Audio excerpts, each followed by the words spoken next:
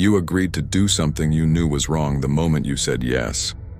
Your brother called you in a panic, voice breaking, begging you to show up at his house and pretend to be him for just one dinner. One dinner turned into a week. And now you are sitting across from his wife at the breakfast table watching her pour coffee with shaking hands, knowing that every smile you offer her is another brick in a wall of lies you helped build.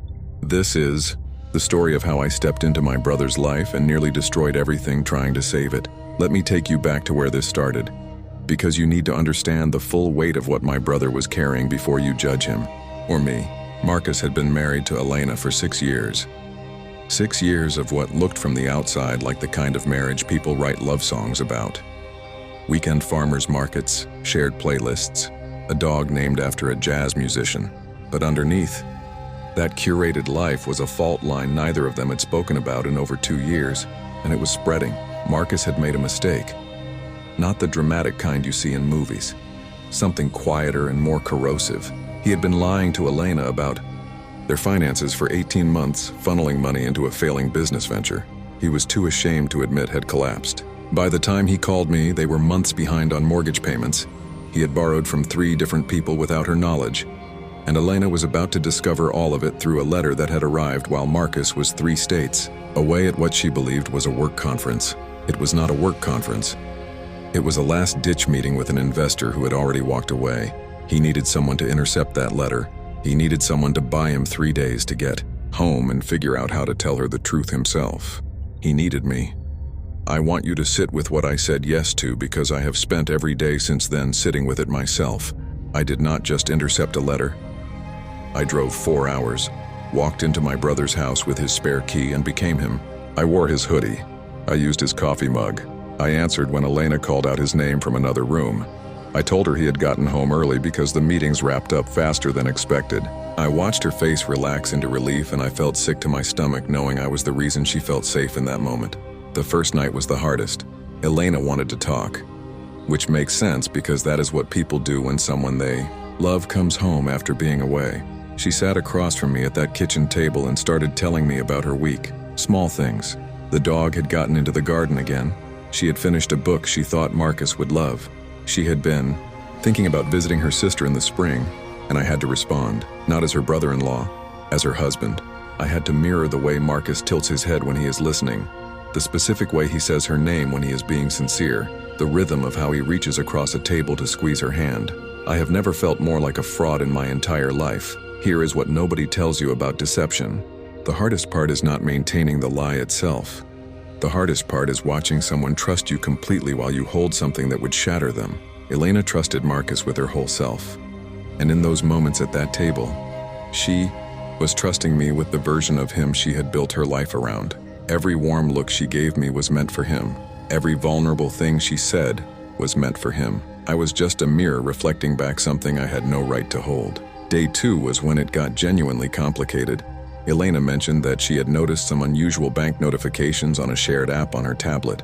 She had not opened the details yet. She said it almost casually, the way you mentioned something that confused you, but did not worry you yet. And I watched the window closing. I watched the exact moment when the truth Marcus was running toward was beginning to surface on its own, and I had to make a choice in real time about what to do with that. I did not lie further. I want you to know that.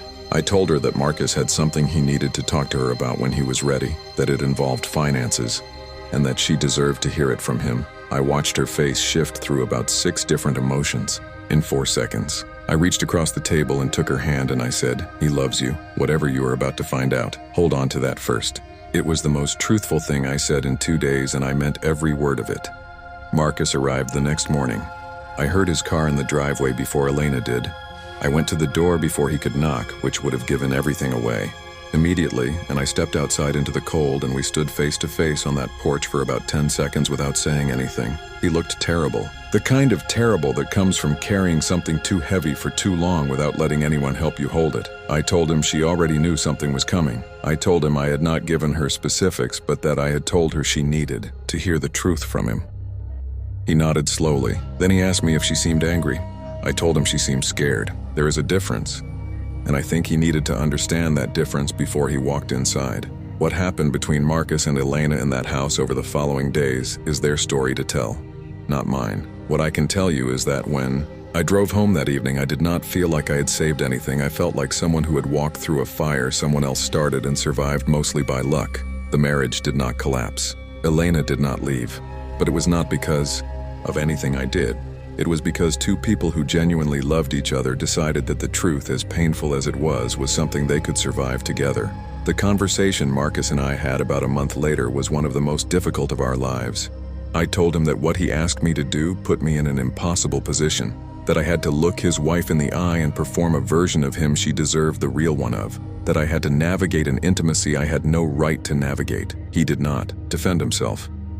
He just said he was sorry, and that he had been drowning so long he had forgotten how to ask for help without dragging someone else under. I forgave him. Not immediately, but I did, because I understood something in that kitchen with Elena that I had not understood before. People do not lie to protect themselves as often as we think. More often they lie because they are terrified of what the truth will cost them with someone they cannot imagine losing. Marcus was not protecting himself.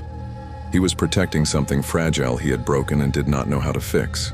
But here's what I need you to take from this story, because I did not share it just to walk you through a difficult week. Every relationship in your life is built on a foundation of who the other person believes you to be.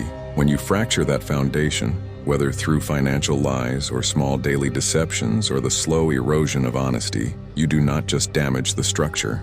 You make the other person question every memory they built inside it. Elena did not just have to process the financial deception. She had to go back through 6 years of her marriage and wonder which moments were real. The truth is always expensive. I understand that. Telling it means risking exactly what you were trying to protect. But the longer you wait, the higher the cost. Marcus waited 18 months and it nearly cost him everything. He got lucky. Not everyone does. My brother and Elena are still together. They are in counseling.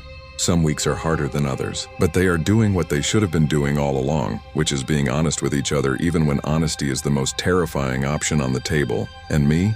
I learned that love sometimes looks like showing up when you should not have to. It looks like sitting in someone else's life for 3 days and realizing, with painful clarity, just how sacred and irreplaceable your own actually is. Do not wait for someone else to almost lose what you have before you start protecting it with the truth. That is the only thing I know for certain after all of this. And I think, if you are being honest with yourself right now, you might already know exactly what truth you have been waiting too long to tell.